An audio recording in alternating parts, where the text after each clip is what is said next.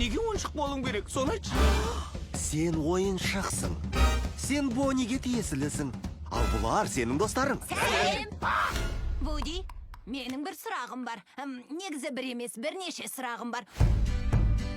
Кімнің саяхатқа шыққысы келеді? Мен!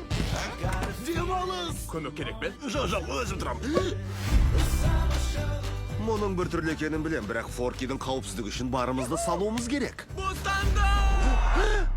Оған бірдеңе болды. Бас, Форкиді қайтаруымыз керек. Құп болады. Дисней мен Пиксарсына. Қояншығым ұстайын деп жатыр. Жоспар өзгерді. Джесси, Хэм, Бас, Бо, Рекс, Картоп бар. Ей, көзіңе қара. Енді не істейміз? Форкиді қалайды құтқару керек.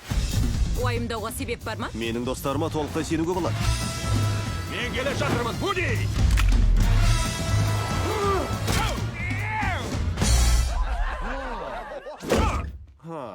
Осы жазда. Бізге көмектесетін керемет ойыншық бар.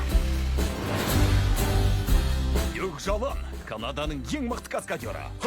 О, Көрсетіп болсын. Дюк бізге... тоқтай тұр, тағы біреу. О, Алыстан! Ойын? Вуди қашан келетін болды?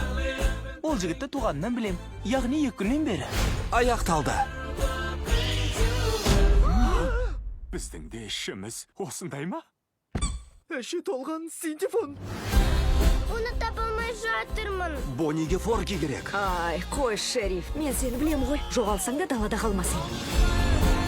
Дюк екеуің аспанға шарықтайын деп тұрсыңдар. Мен де ме?